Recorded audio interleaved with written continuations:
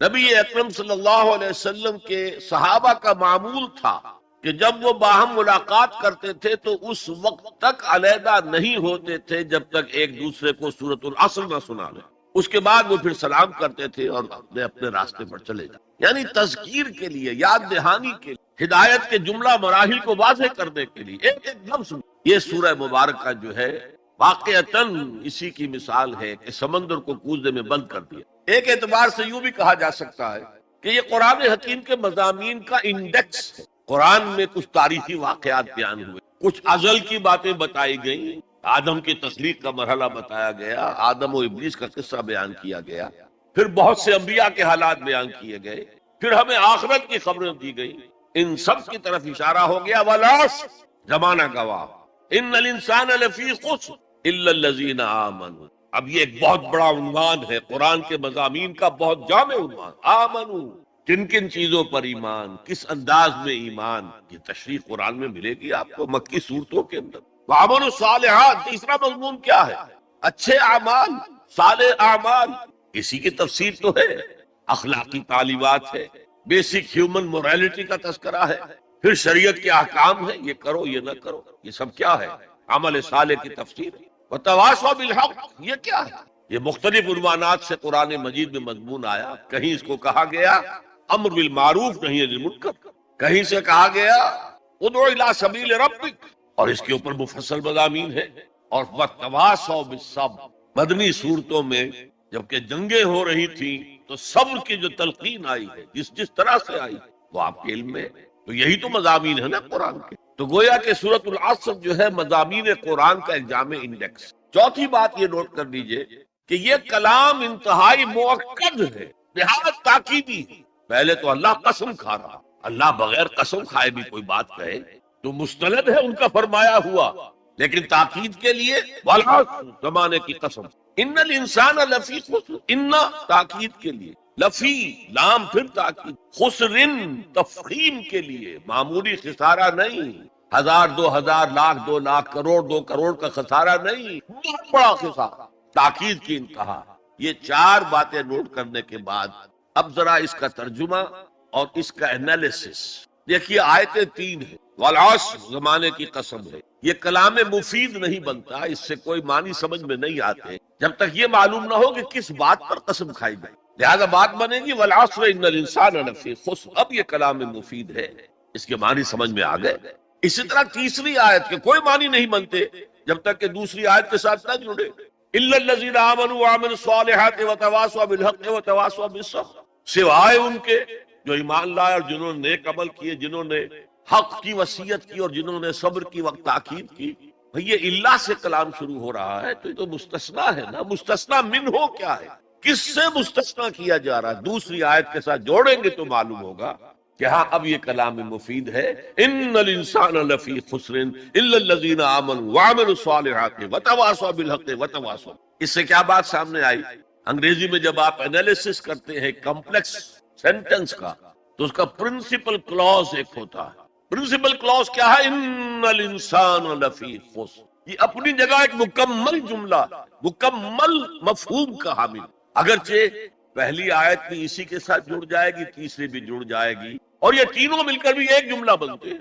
زمانے کی قسم ہے تمام انسان بڑے شدید گھاٹے میں ہیں سوائے ان کے جو ایمان لائے اور جنہوں نے نیک عمل کیے اور جنہوں نے حق کی وصیت کی اور جنہوں نے صبر کی.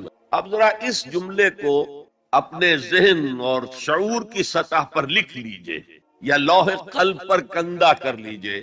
زمانے کی قسم ہے تمام انسان خسارے میں ہیں، گھاٹے میں، سوائے ان کے جو ایمان لائے اور جنہوں نے نیک عمل کیے اور جنہوں نے ایک دوسرے کو حق کی وصیت کی اور جنہوں نے صبر کی. اس جملے کو بار بار پڑھیے، بار بار پڑھیے، بار بار پڑھیے اور پھر کچھ نتیجے نکال. اس جملے میں کامیابی اور ناکامی کا ایک معیار ہمارے سامنے جو ہمارے عام طور پر ذہنوں میں معیارات قائم ہیں کامیابی کے، ان سے بالکل مختلف. ہم کسے کامیابی سمجھتے ہیں؟ جو زیادہ دولت مند ہے زیادہ کامیاب ہے، جس کی جائیداد زیادہ ہے زیادہ کامیاب ہے، جس کی تجارت بہت پھیلی ہوئی ہے زیادہ کامیاب ہے، جس کے پاس عہدہ بہت بڑا ہے زیادہ کامیاب ہے. یہی ہمارے کامیابی کے تصورات ہیں. ان تمام تصورات کی نفی ہے. کامیابی ان چیزوں سے متعلق ہے ہی نہیں. کامیابی تو ان چار چیزوں سے متعلق ہے. ایمان، عمل صالح، تواصی بالحق، تواصی یہ ہیں تو کامیابی ہے، یہ نہیں ہے تو کوئی کامیابی۔ آپ کو سلطنت عرضی مل جائے کوئی کامیابی نہیں، دنیا بھر کی نعمتیں مل جائے کوئی کامیابی نہیں، جب تک کہ یہ چار چیزیں موجود نہ ہوں، ایمان اور عمل صالح اور تواصی بالحق اور تواصی بالصبر۔ اور اگر یہ چار چیزیں حاصل ہوں تو چاہے کوئی آپ کو جانتا بھی نہیں، چاہے آپ کسی کٹیا میں رہے، کوئی محل نہ ہو آپ کے پاس، چاہے آپ کو روکھی سوکھی بھی مشکل سے ملے، آپ کامیاب ہیں۔ یہ ذہن میں رکھیے، معیار جب تک ہمارا یہ نہیں بنے گا ہم اسلام کے راستے پہ چل ہی نہیں سکتے۔ اس لیے کہ انسان جو بھاگ دوڑ کرتا ہے، جو سعی کرتا ہے، دن رات محنت کرتا ہے، راتوں کو سوچتا ہے، پلاننگ کرتا ہے، وہ کامیابی کے حصول کے لیے۔ اگر کامیابی کے یہ تصورات ہیں تو انہی کے لیے بھاگ دوڑ کرے، دنیا میں گم ہو جائے گا۔ جیسے اقبال نے کہا کہ کافر کی یہ پہچان کے آفاق میں گم ہے، اور مومن کی یہ پہچان کے گم اس میں ہے آفاق۔ یہ معیار ہے در حقیقت، جیسے کہ حضور نے فرمایا صلی اللہ علیہ وسلم کہ بہت سے لوگ ایسے بھی ہوتے جو اگر کسی محفل میں جانا چاہیں تو بار نہ پا سکے، انہیں اجازت ہی، اگر وہ کہیں رشتہ کرنا چاہے تو کوئی انہیں رشتہ نہ ہو، لیکن اللہ کی نگاہ میں ان کا وہ مقام ہوتا کہ اگر وہ بھولے سے کسی بات پر قسم کھا لیں تب بھی اللہ ان کی قسم کی لاج رکھتا۔ آپ سوچئے ابو ہریرہ کا کیا مقام تھا، ابو ذر کا کیا مقام تھا۔ حضور فرماتے ہیں صلی اللہ علیہ وسلم من کان یسرہ ان ینظر الی زوج عیسیٰ فلینظر الی صاحب ابی ذر، جس شخص کو اس سے خوشی حاصل ہوتی کہ حضرت عیسیٰ کا زہد اپنی آنکھوں سے دیکھے تو میرے اس ساتھی، میرے اس دوست ابو ذر کو دیکھ۔ یہ لوگ ہیں کامیاب ترین۔ حضرت علی کی جب شادی ہو رہی تھی حضرت فاطمہ سے رضی اللہ تعالی عنہما، ان کے پاس کوئی مکان نہیں، ایک انصاری صحابی نے ایک حجرہ دیا ہے جس میں کہ وداع ہو کر حضرت فاطمہ، کوئی گھر نہیں تھا، فقراء صحابہ میں سے مہر دینے کے لیے کچھ نہیں تھا۔ حضور نے پوچھا کچھ ہے علی تمہارے پاس مہر دینے کیا؟ حضور کچھ نہیں ہے۔ فرمایا تمہارے پاس وہ زرہ ہوتی تھی ایک؟ عرض کیا جی زرہ تو ہے، لیکن ظاہر بات ہے زرہ تو ہتھیار ہے، جنگ کے لیے ہے، جہاد فی سبیل اللہ کے لیے۔ آپ نے فرمایا جاؤ اسے بیچو یا گروی رکھو، کچھ لے کر آؤ، مہر تو دینا ہے۔ کیا اس مفلسی کی وجہ سے حضرت علی ناکام انسان تھے؟ لیکن واقعہ یہ ہے کہ کامیابی کے اور ناکامی کے اس معیار پر ہمارا دل ٹھکتا، دل ٹھک جائے تو کیا کہنے، زندگی میں انقلاب آ جائے۔ میں جو بات کہہ رہا ہوں دل گواہی دے گا کہ صحیح ہے، لیکن برا نہ مانے تو میں عرض کروں گا، قرآن مجید میں ایک آیت آئی ہے کہ اے محمد جو کچھ آپ کہہ رہے ہیں صلی اللہ علیہ وسلم، کوئی بات لگتی تو ٹھیک ہے، ان نظن الا ظنا وما نحن بمستيقنين، گمان سا تو ہوتا ہے جو آپ کہہ رہے ہیں ٹھیک ہے، میں یقین نہیں ہوں، اور یقین جب تک نہیں ہوگا وہ آپ کی زندگی پر وہ اثر انداز نہیں ہو سکتا، وہ معیار۔ کہنے کو ہم کہتے ہیں ہمارا آخرت پر ایمان ہے، اور آخرت کی زندگی ابدی زندگی ہے، اور اصل زندگی آخرت کی زندگی، وَإِنَّ دَارَ الْآخِرَةَ لَهِيَ الْحَيَوَانُ۔ لیکن ہماری بھاگ دوڑ، ہماری سعی و جہد، کہاں سے کہاں ہم جاتے ہیں اچھے کیریئرز کی تلاش، اور ایک ملک کے اندر بھی ادھر جاؤ ادھر جاؤ، ادھر جا کر کوئی تلاش کرو، ملک سے باہر بھی عرب ممالک میں جاؤ، یو اے ای میں جاؤ، امریکہ میں جاؤ، اور کتنی خبریں آتی، کتنے لوگ مرتے ہیں، انلیگل امیگریشن، پورے جہاز ڈوب جاتے ہیں، انلیگل امیگریشن، کس چیز کی تلاش میں؟ کیا اللہ یہاں رازق نہیں ہے، اس نہیں دے سکتا؟ لیکن یہ کامیابی کی زندگی جس میں چمک ہو دمک ہو، تو اقبال کہتے ہیں کہ خرد کو خیرہ کرتی ہے، عقل کو خیرہ کرتی ہے چمک تہذیب حاضر کی، یہ صناعی مگر جھوٹے نگوں کی ریزہ کاری ہے، یہ جھوٹے رزقوں کی ریزہ کاری ہے، کوئی اس کی حقیقت ہی نہیں۔ تو پہلی بات زمانے کی قسم ہے، تمام انسان خسارے میں ہے، یقیناً ہے، سوائے ان کے جو چار شرطیں پوری کریں، الا الذین آمنوا وعملوا الصالحات وتواصوا بالحق وتواصوا۔ اب دوسری بات نوٹ کی، یہ نجات کے منیمم تقاضے ہیں، اگرچہ میں یہاں نجات کا لفظ استعمال کر رہا ہوں، اول وہلے میں نجات پا جانا، قیامت کے دن ہی ہمارا اللہ تعالیٰ جو ہے ہمیں حکم دے دے جاؤ داخل ہو جاؤ جنت، ادخلوها خالدین۔ وہ جو تصور ہے کہ اگر کسی کے دل میں ایمان ہے اور گناہوں کا پلڑا بھاری ہے نیکیوں کے پلڑے سے، تو وہ اپنے گناہوں کے بقدر سزا پا کر جہنم سے نکال کر جنت میں داخل کر دیا جائے گا، وہ میرا اس وقت موضوع نہیں۔ اول پہلے میں نجات، میدان حشر میں نجات، وہ نجات جو ہے اس کے یہ منیمم لوازم، کیوں اگر کہا جاتا یقیناً ان لوگوں کے مراتب بہت عمدہ ہیں، بہت اونچے ہیں، بہت اعلیٰ ہیں، عرفہ ہیں، جو یہ 4 شرطیں پوری کرے، تو اس کا مطلب کیا تھا کہ اس سے کم میں بھی گزارا ہو سکتا ہے۔ زیادہ اونچا رتبہ نہ صحیح، زیادہ اونچی جنت نہ صحیح، چھوٹی جنت ہی ہو جائے گی، لہذا اس سے کم پر بھی گزارا ہو۔ لیکن یہاں کیا ہے، والعصر ان الانسان لفی خسر الا الذین آمنوا وعملوا الصالحات وتواصوا بالحق وتواصوا بالصبر۔ یہ تو مینیمم تقاضا ہے، کم سے کم تقاضا، لازمی تقاضا، اس کے بغیر وہ فوری نجات ممکن نہیں۔ اب تیسری چیز، اور یہ ہمارے تصورات کی بڑی نفی کر دینے والی ہے، یہ چاروں شرطیں لازم ہیں۔ ہم سمجھ بیٹھے صرف ایمان سے نجات ہو جائے گی، اس سے بھی آگے ایمان ہو نہ ہو، ہم مسلمان ہیں، محمد کے امتی ہیں صلی اللہ علیہ وسلم، نجات تو ہو ہی جانی ہے۔ یہی تصورات ہیں کہ جنہوں نے ہمیں بے عمل کر دی۔ جب بغیر کسی سعی کے، بغیر کسی محنت کے، بغیر کسی بھاگ دوڑ کے، بغیر کسی قربانی کے نجات حاصل ہو جائے، تو کس کا دماغ خراب ہوا ہے کہ وہ محنتیں کرے، مشقتیں کرے، قربانیاں دے، اپنا خون دے، اپنا مال دے۔ لہذا یہ چاروں چیزیں لازم ہیں۔ یہ اللہ کا کلام ہے، یہ شاعری نہیں ہے، شاعری میں مبالغہ بھی ہو جاتا ہے۔ اللہ کا کلام ایک ایک حرف، جو غالب کہتا ہے کہ گنجینہ معنی کا طلسم اس کو سمجھیو، جو لفظ کے غالب میرے اشعار میں آوے، میرے اشعار میں جو لفظ آتا ہے اس کو گنجینہ معنی کا طلسم سمجھنا، یوں نہیں کہ میں نے ایسے ہی عام طور پہ وہ لفظ استعمال کر دی۔ اور فارسی میں کہتا ہے زیرے ہر لفظ غالب چیدہ ہم میں خانہ ہے، میں نے غالب کے ایک ایک لفظ کے نیچے ایک میں خانہ پایا، علم کا میں خانہ، حکمت کا میں خانہ، فلسفے کا میں خانہ۔ تو یہ قرآن غالب نے تو تعلیق کی ہے، لیکن یہ اللہ کا کلام ہے، یہاں ہر لازم ہے۔ اسی لیے دیکھیے میں آپ کو جملہ سنا رہا ہوں امام رازی رحمت اللہ علیہ کا، جو میرے نزدیک جامع ترین تعبیر ہے اس بات کی جو میں آپ کے سامنے رکھ رہا ہوں۔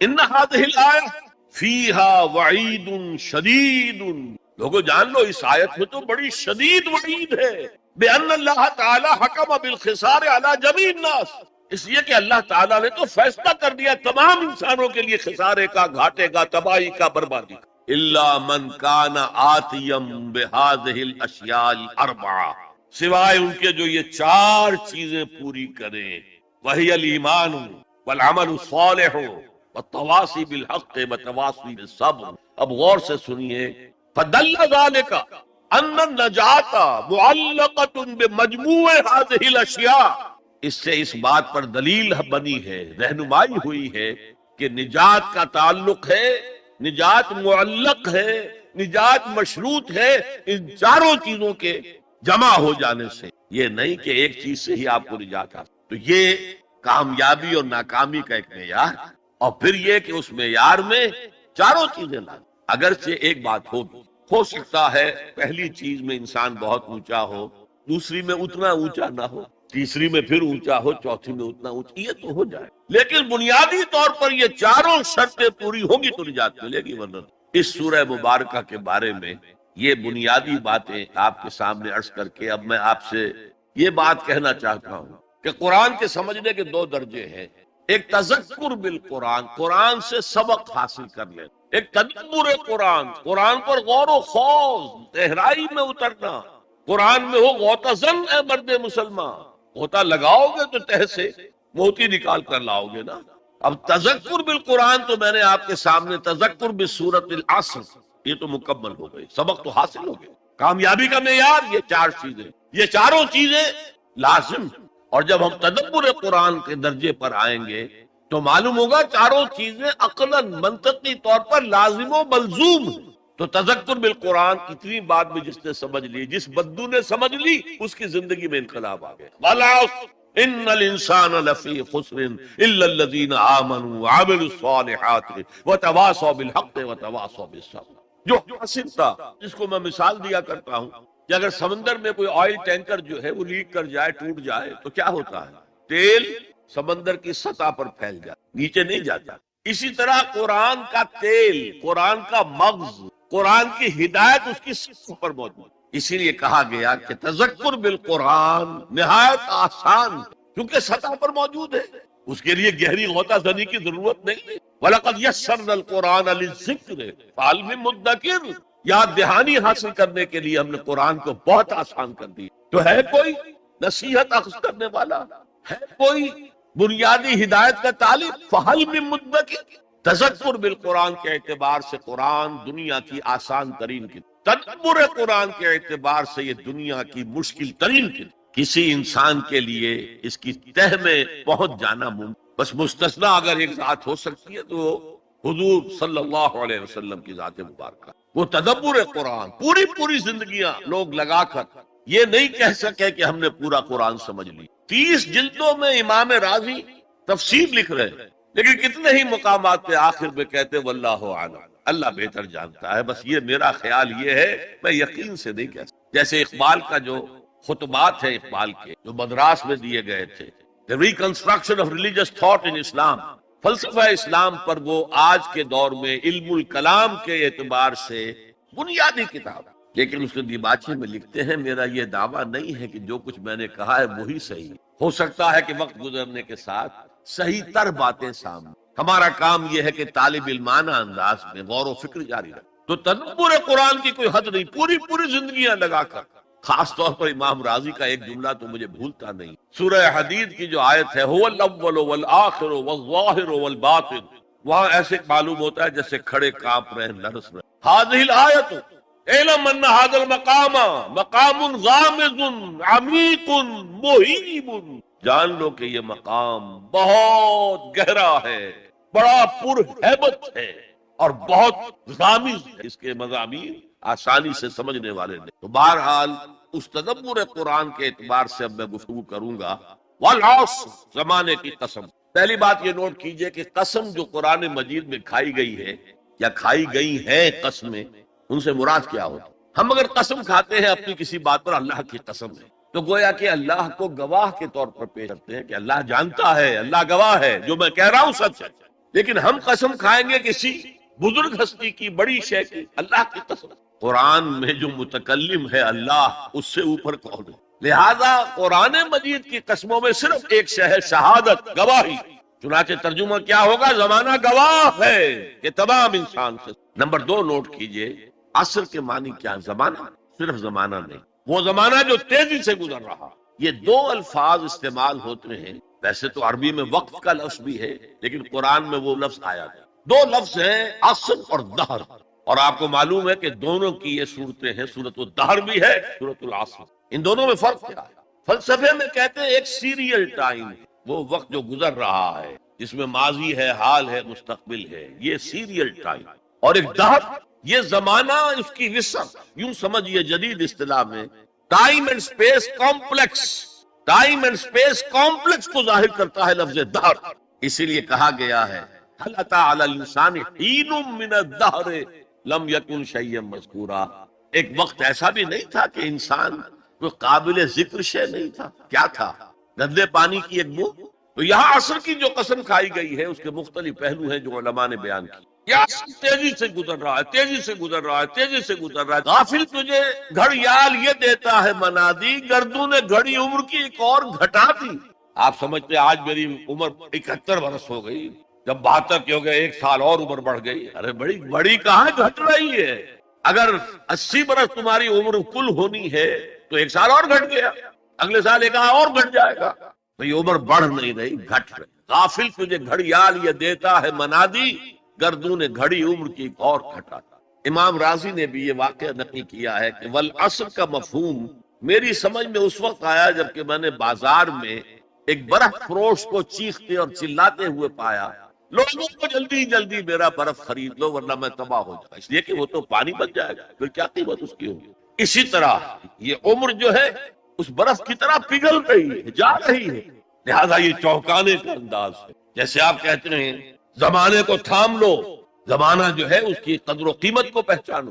والعصر، یہ تیزی سے گزر رہا ہے، یہ برف کی طرح پگھل رہا ہے۔ اس کا ایک اور مفہوم بھی ہے جو شروع میں عرض کر چکا ہوں، تاریخ انسانی گواہ ہے، جب انبیاء اور رسول کی دعوت مانی گئی، بہترین نظام قائم ہوا، بہترین معاشرہ قائم ہوا، بہترین سوسائٹی قائم، اور جب ان کے راستے سے اعراض کیا گیا، تباہی آئی، بربادی آئی، ہلاکت آئی، اللہ کا عذاب آیا۔ والعصر، یہ زمانہ گواہ ہے۔ یاد کر لو قوم نوح کے انجام کو، یاد کر لو قوم ہود کے انجام کو، یاد کر لو قوم صالح کے انجام کو، یاد کر لو قوم لوط کے انجام کو، یاد کر لو قوم مدین کے انجام کو، یاد کر لو آل فرعون کے انجام کو۔ والعصر ان الانسان لفی خسر الا الذین آمنوا وعملوا الصالحات وتواصوا بالحق وتواصوا بالصبر۔ مجھے ایک انگریزی نظم کا بھی ایک سٹینزا یاد آ رہا ہے، ویسے بڑی پیاری نظم ہے پوری کی پوری، سام آف لائف، زندگی کا ترانہ، ترانہ ہے زندگی۔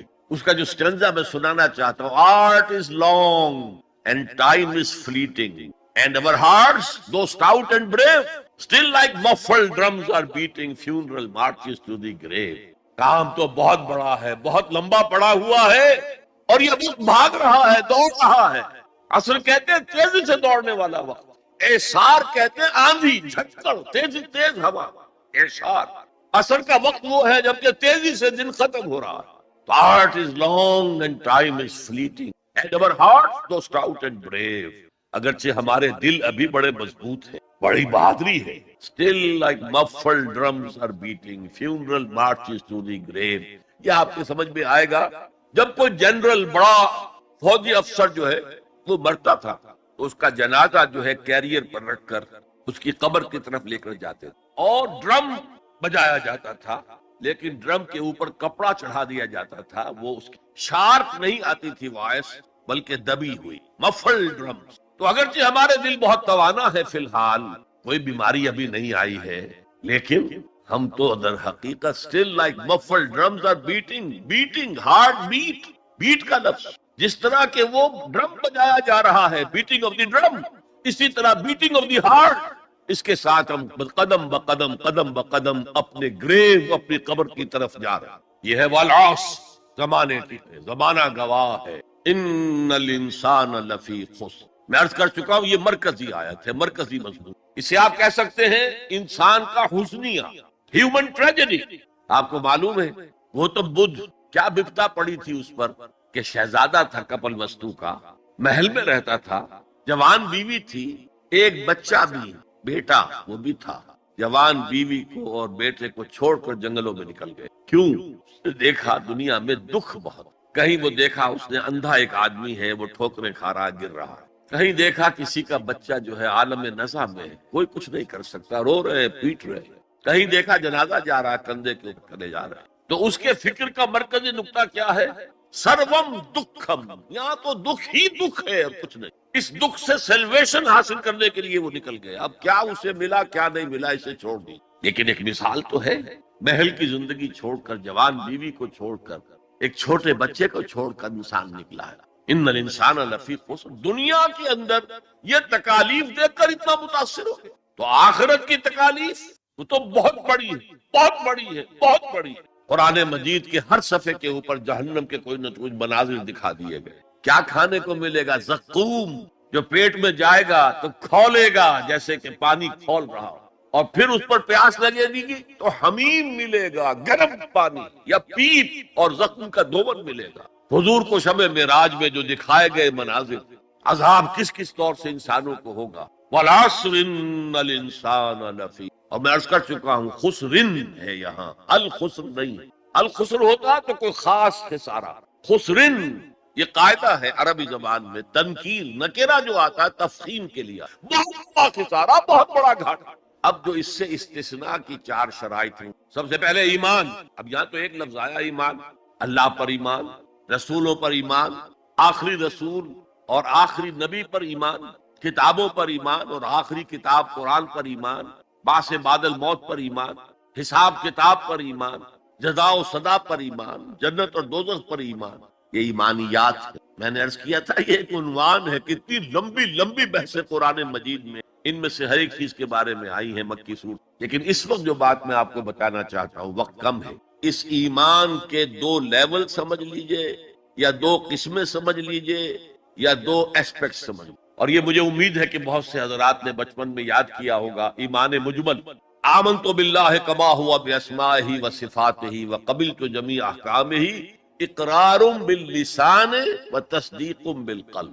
ایمان کے یہ دو درجے ہیں، زبان سے اقرار، جو کہے کسی مذہب کا ماننے والا ہو، ہندو ہو، سکھ ہو، پارسی ہو، عیسائی ہو، جو کہے اشہد ان لا الہ الا اللہ واشہد ان محمد رسول اللہ، ایسے ہے محسوس ہوتا ہے کہ ایک لائن کھینچی ہوئی تھی، پہلے ادھر تھا فوراً ادھر آ گیا۔ یہ ہے اقرار باللسان، لیکن اس ایمان کا فائدہ صرف اس دنیا میں، یعنی ہم ایک دوسرے کو مسلمان سمجھیں۔ اس کی حیثیت قانونی ایمان کی، ظاہر بات ہے مسلمان باپ کی وراثت مسلمان بیٹے کو جا سکتی ہے، بیٹا مسلمان نہیں ہے تو وراثت نہیں پہنچے۔ ہو از اے Muslim and who is not a مسلم، یہ لیگل کوسچن۔ مسلمان ریاستوں کے اندر دستور میں ہوگا کہ یہاں ہیڈ آف دی اسٹیٹ مسلمان ہوگا، تو کتنا بڑا لیگل کوسچن ہے کہ کون ہے واقعی مسلمان کون نہیں ہے، تو بہت اہم ہے۔ لیکن اس کا سارا معاملہ اس دنیا تک ہے کہ ہم ایک دوسرے کو مسلمان سمجھیں۔ میں اپنی بیٹی نکاح میں دے سکتا ہوں کسی مسلمان۔ اصل ایمان کیا ہے؟ تصدیق بالقلب، جب دل میں اتر جائے، دل میں کھپ جائے، وہ ہے اصل ایمان۔ ہم دنیا میں اس کو زیر بحث لا نہیں سکتے، ہمارے پاس کوئی آلہ نہیں ہے دل میں اتار کر دیکھ لیں ایمان ہے کہ نہیں، کوئی نہیں۔ الیکٹرو کارڈیوگرام کر لیجئے، یہ تو پتہ چل جائے گا کہ اس میٹنگ کے اندر کچھ جو ہے irregularity ہے۔ اینجیو پلاسٹی کر لیجئے، معلوم ہو جائے گا کہ اتنی وینز بلاکڈ ہے، بس دل میں ایمان ہے یا نہیں، اس کا کوئی ذریعہ ہمارے پاس نہیں۔ لہذا دنیا میں ہم ایمان پر بحث ہی نہیں کر سکتے۔ ہم کسی کے بارے میں یہ نہیں کہہ سکتے یہ صاحب ایمان ہے اور یہ نہیں ہے۔ ہاں مسلمان ہے تو مسلمان کے جو حقوق ہیں اسے ملے، وہ فاسق بھی ہو تو مسلمان ہے، فاجر بھی ہو تو مسلمان ہے، متقی ہو تب بھی مسلمان ہے، نیک ہو عبادت گزار ہو تب بھی مسلمان ہے۔ اور لیگلی اور کانسٹیٹیوشنلی ان میں کوئی فرق نہیں ہے۔ المسلم کفر لکل مسلم، امام ابو حنیفہ رحمۃ اللہ علیہ کا قول بہت اہم ہے۔ اتنی اہمیت تو اس کی ہے کہ ذرا سی ایک خطا ہو گئی تھی حضرت اسامہ ابن زید سے۔ حضور کو بہت محبت تھی اسامہ سے، اپنے پوتے کی طرح سمجھتے تھے، اس لیے کہ زید کو تو اپنا بیٹا بنایا ہوا تھا، زید ابن حارثہ۔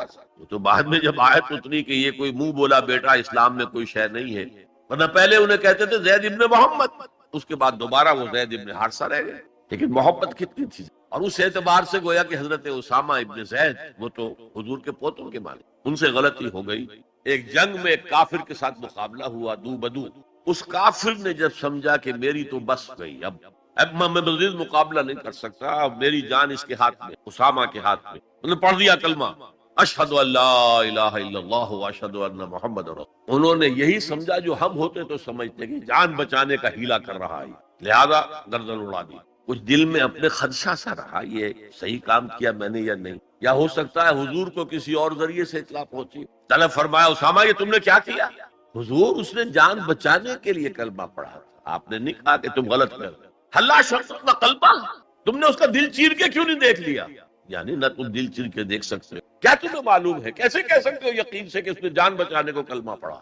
اور اے اسامہ کیا کرو گے قیامت کے دن جبکہ یہ کلمہ تمہارے خلاف استغاثہ لے کر آئے گا؟ تو اس کی بھی بہت بڑی اہمیت ہے۔ دنیا میں پورا لیگل اینڈ کانسٹیٹیوشنل نظام اسلام پر قائم ہے، اقرار باللسان پر قائم ہے، لیکن اصل ایمان دل میں۔ یہ سورہ حجرات میں فرمایا گیا جو اس موضوع پر قرآن حکیم کی اہم ترین آیات، آیت نمبر 14 ہے یہ، قالت الاعراب آمنا قل لم تؤمنوا ولکن قولوا اسلم۔ اے نبی یہ بدو جو ہیں یہ کہہ رہے ہیں ہم ایمان لے آئے، دعویٰ کر رہے ہیں ایمان کا، آپ ان سے کہہ دیجئے تم ایمان ہرگز نہیں لائے ہو، یوں کہو کہ ہم مسلمان ہو گئے ہیں، ہم نے اطاعت قبول۔ وَلَمَّا يَدْخُلِ الْإِيمَانُ فِي قُلُوبِكُمْ، ابھی تک ایمان تمہارے دلوں میں داخل نہیں ہوئی۔ اللہ تو کہہ سکتا ہے نا۔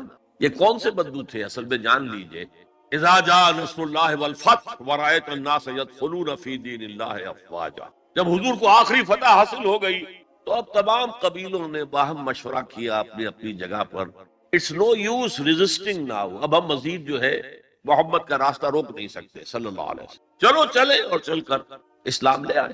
اب اس وقت جو اسلام لائے لوگ، ان کی تین حالتیں ہو سکتی، ایک تو یہ کہ واقعی ایمان دیانت کے ساتھ، شعور کے ساتھ، خلوص کے ساتھ ایمان لائے تو وہ مومن ہو گئے، اور ایسا بھی ہو سکتا ہے کچھ لوگوں نے سوچا کہ اب تو ہمارا بس جو ہے نہیں چل رہا ہے، ابھی تو دبک جاؤ ذرا، پھر موقع کا انتظار کر کے کھڑے ہوں گے دوبارہ اور پھر ہم ان کو ختم کر دیں گے، جیسے کہ ہوا حضور کے انتقال کے بعد کتنے بڑے بڑے فتنے اٹھے، جھوٹے نبی کھڑے ہو گئے، مانعین زکوٰۃ کھڑے ہو گئے۔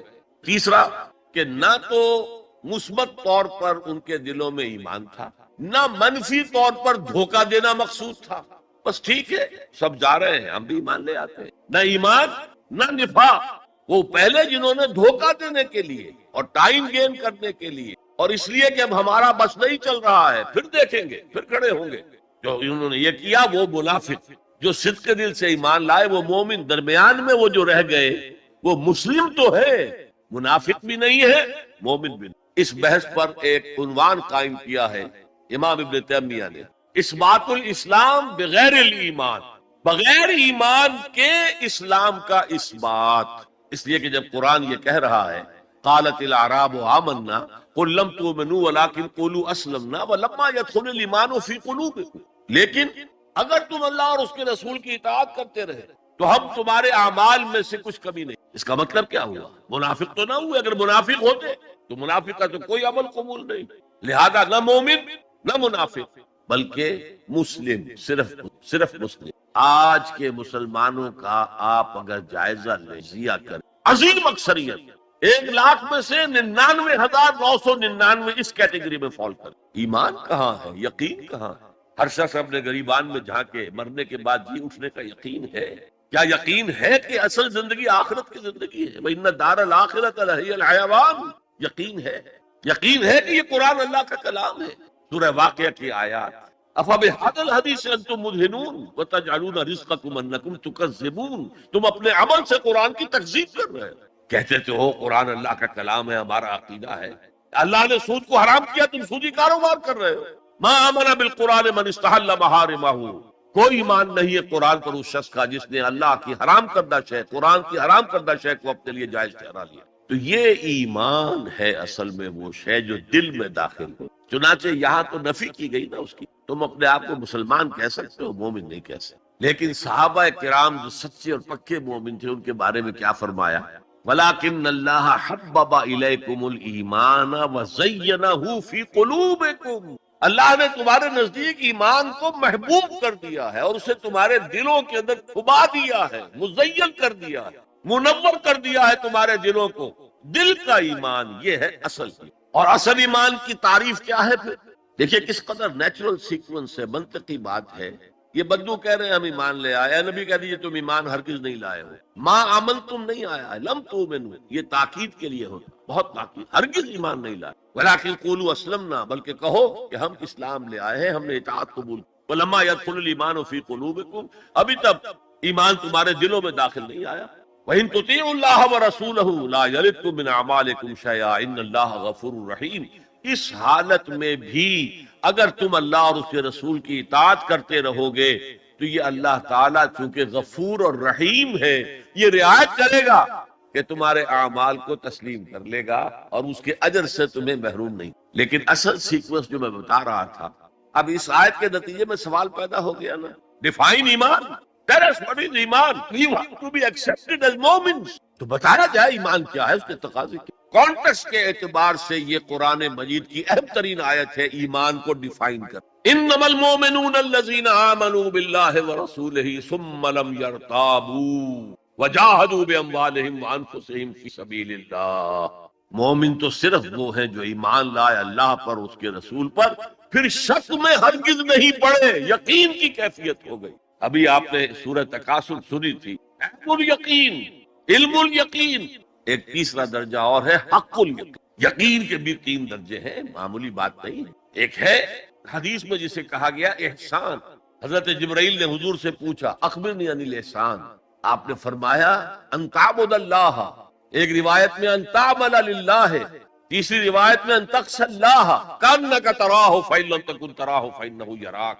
احسان یہ ہے کہ تم اللہ کی عبادت کرو یا اللہ کے لیے عمل کرو، بھاگ دوڑ کرو، یا اللہ کا خوف تمہارے دلوں میں ہو، اس طرح گویا کہ تم اللہ کو اپنی آنکھوں سے دیکھ رہے، یہ احسان، یقین کا وہ درجہ۔ تو انما المؤمنون الذين آمنوا بالله ورسوله ثم لم يرتابوا، پھر انہوں نے شک ہرگز نہیں کی، وجاهدوا باموالهم وانفسهم في الله، اور پھر جہاد کیا انہوں نے اپنے مالوں کے ساتھ، اپنی جانوں کے ساتھ اللہ کی راہ۔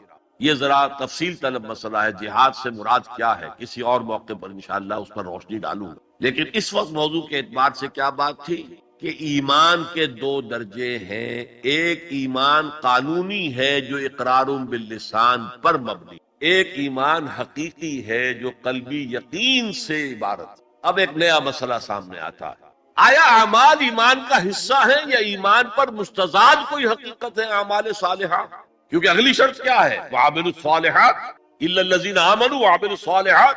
اب اس میں آپ کو شاید حیرت بھی ہوگی، ہمارے دو سب سے بڑے امام اس میں بالکل متضاد آراء رکھتے ہیں. امام ابو حنیفہ کہتے ہیں عمل ایمان کا حصہ نہیں ہے، وہ ایک علیحدہ ایڈیشنل چیز، اور وہ نہ گھٹتا ہے نہ بڑھتا ہے، ایک سٹیٹ میں رہتا ہے. یہ ہے رئیس الفقہاء اور سید المحدثین امام بخاری کہتے ہیں الایمان قول وعمل ویزید وینقص. ہے نا متضاد بات؟ ایمان تو قول اور عمل کے مجموعے کا نام ہے. عمل صالح ایمان کے اندر انہیرنٹلی موجود ہے، اور یہ گھٹتا بھی ہے بڑھتا بھی ہے. اصل میں ان دونوں میں تطبیق کیا ہے یہ سمجھ گئی، کوئی بھی غلط نہیں کہہ رہا. امام ابو حنیفہ فقیہ، ان کا ذہن قانونی ایمان عمل سے علیحدہ ایک شے. گناہ کبیرہ کا مرتکب بھی کافر نہیں ہوتا، عمل علیحدہ شے. چوری کیا ہاتھ کاٹ دو لیکن وہ کافر نہیں ہو گیا. شادی شدہ نے زنا کیا ہے، اس کو سٹوننگ کر کے اس کو مار دو لیکن اس کی نماز جنازہ پڑھنی ہوگی، ہے مسلمان، کافر نہیں. اس اعتبار سے وہ قانونی ایمان علیحدہ ہے، عمل علیحدہ. اور یہ قانونی ایمان نہ گھٹتا ہے نہ بڑھتا. یہ تو ایک سٹیٹس ہے جو آپ کو کانسٹیٹیوشنلی لیگلی حاصل ہو گیا ہے، اس میں کوئی کمی بیشی نہیں ہوگی. سادہ ترین مثال یہ ہے، ایک باپ کے دو بیٹے تھے، ایک بڑا متقی ہے، تہجد گزار ہے، نیک ہے، عابد ہے، زاہد ہے.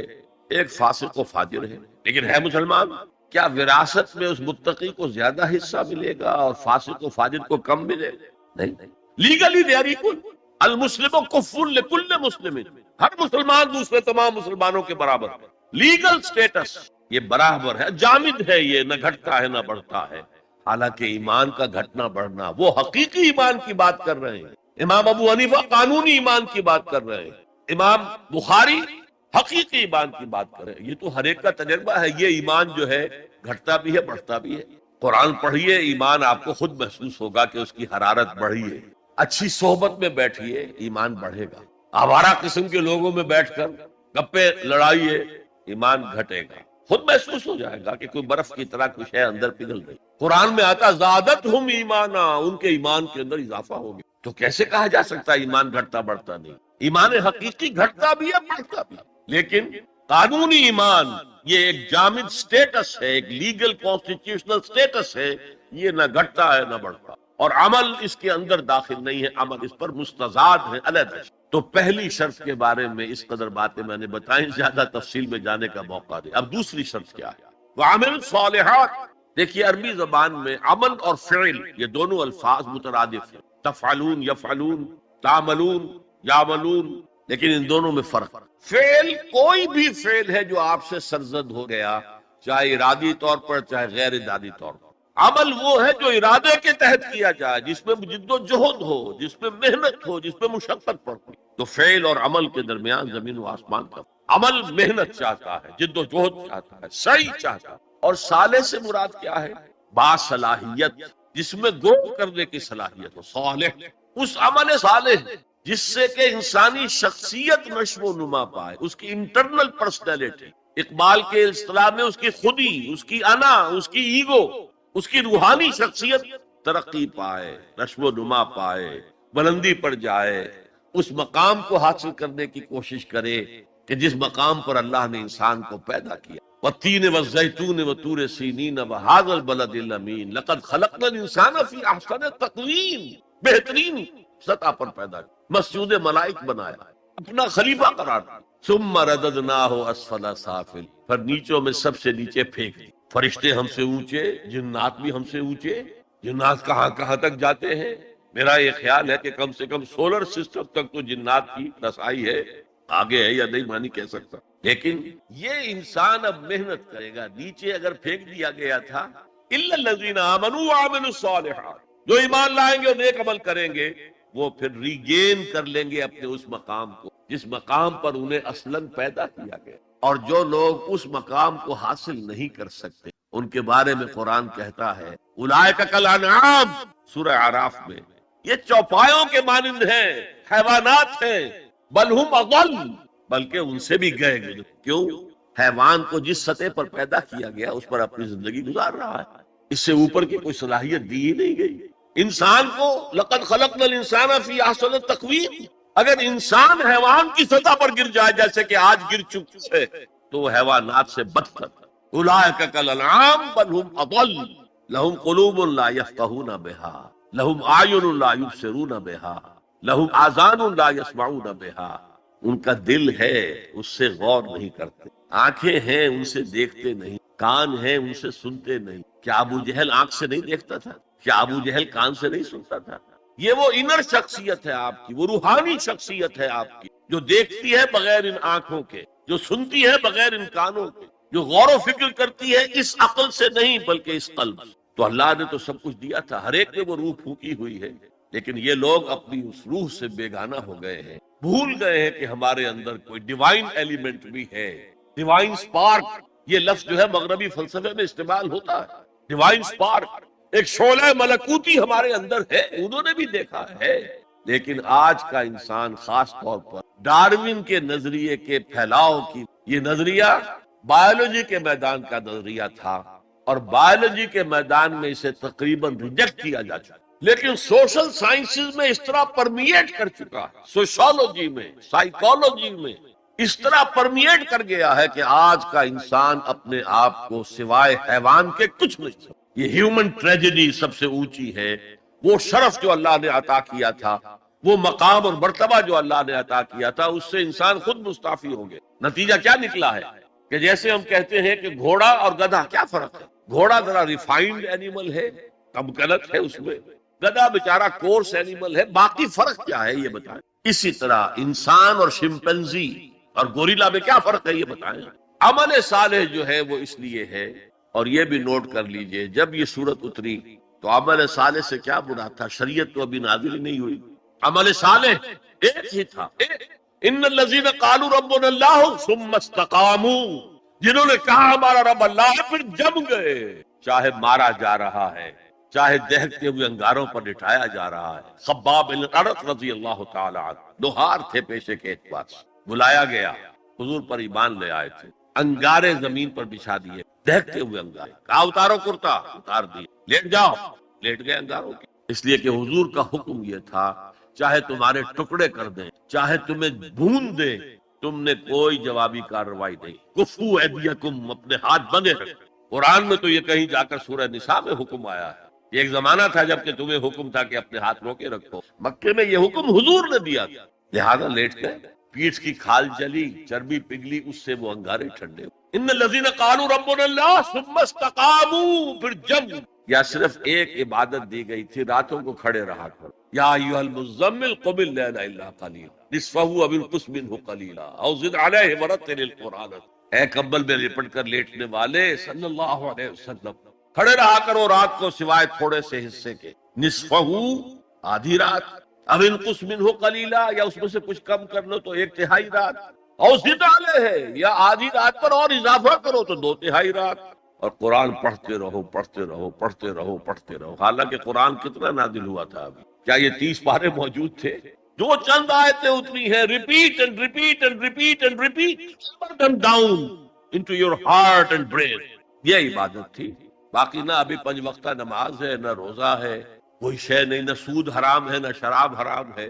تو عمل الصالحات اب ہمارے سامنے جب آئیں گے تو اس کے 2 حصے ہیں، ایک بیسک ہیومن موریلٹی، وہ چیزیں جو تمام ادیان، تمام مذاہب، تمام فلسفوں کے اندر مشترک ہے۔ جھوٹ بولنا برا ہے، سچ بولنا اچھا ہے، وعدہ پورا کرنا اچھا ہے، وعدہ خلافی کرنا برا ہے، کسی کی ضرورت پوری کر دینا اچھا ہے اور کسی کو جھڑک دینا برا ہے، والدین کی خدمت کرنا اچھا ہے اور اس سے اعراض کرنا برا ہے، کون نہیں جانتا؟ یہ تو ہے بیسک موریلٹی جو مکی صورتوں میں شروع میں آئی ہے، بہت بہت تکرار کے ساتھ۔ ارأیت الذی یکذب بالدین فذلک الذی یدعو الیتیم ولا یحض علی طعام المسکین، کیا تم نے دیکھا اس شخص کو جو جزا و سزا کا منکر ہے، آخرت کا منکر ہے؟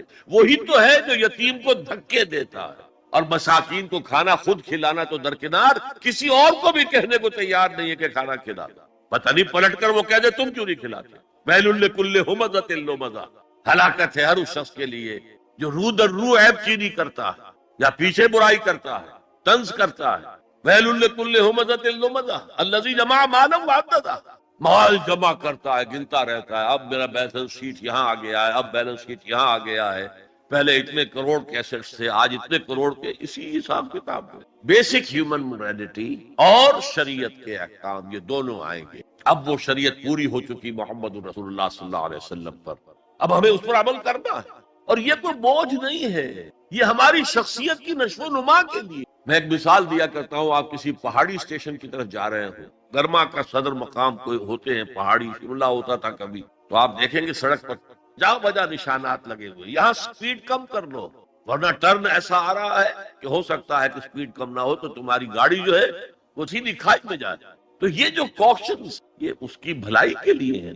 آدمی کہ خامخواہ ہمارے اوپر پابندی لگا رکھی ہے، نہیں، تمہاری بھلائی کے لیے، شریعت تمہاری بھلائی کے لیے، تمہاری شخصیت کے صحیح نشو و نما کے لیے، تاکہ تم اس مقام پر پہنچ جاؤ جس مقام پر کہ اللہ تعالیٰ نے تمہیں پیدا کیا تھا۔ والتین والزیتون وطور سینین وہذا البلد الامین لقد خلقنا الانسان فی احسن تقویم۔ اچھا، اب ذرا چند احادیث سن۔ حقیقی ایمان کے اعتبار سے میں نے آپ کو بتایا، امام بخاری کے نزدیک عمل علیحدہ نہیں ہے ایمان کا جز، اور بے شمار احادیث اس پر دلالت کر۔ حضور فرماتے ہیں صلی اللہ علیہ وسلم، واللہ لا یؤمنو واللہ لا یؤمنو واللہ لا یؤمنو، خدا کی قسم فلاں شخص مومن نہیں ہے، خدا کی قسم وہ مومن نہیں ہے، خدا کی قسم وہ مومن نہیں۔ صحابہ لرز گئے، کانپ گئے، کون ہے بدبخت اور شقی جس کے بارے میں اللہ کے رسول 3 مرتبہ اللہ کی قسم کھا کر کہہ رہے کہ وہ مومن نہیں؟ پوچھا گیا من یا رسول اللہ، اللہ کے رسول کون؟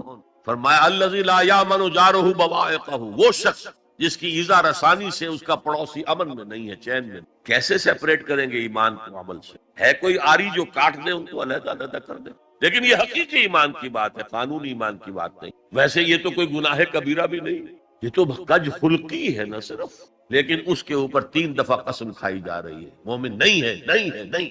فرمایا لا یزنی الزانی حین یزنی وہو مومن، کوئی زانی حالت ایمان میں زنا نہیں کرتا۔ وہ ایمان 2 کوڑی کا نہیں کہ جو دل میں موجود ہو اور پھر کوئی شخص زنا کرے، تو کیا قیمت ہے اس ایمان کی؟ 2 کوڑی نہیں۔ ولا یسرق السارق حین یسرق وہو مومن، اور نہ ہی کوئی چور جب چوری کرتا ہے تو وہ مومن ہوتا۔ ولا یشرب الخمر حین یشرب وہو مومن، اور نہ کوئی شرابی شراب پیتا ہے تو اس وقت مومن ہوتا، مومن نہیں ہوتا۔ ہاں توبہ کرے تو ایمان واپس آ جائے۔ الا الذین تابوا وآمنوا وعملوا الصالحات وعملوا عملا صالحا فاولئک یبدل اللہ سیئات حسنات۔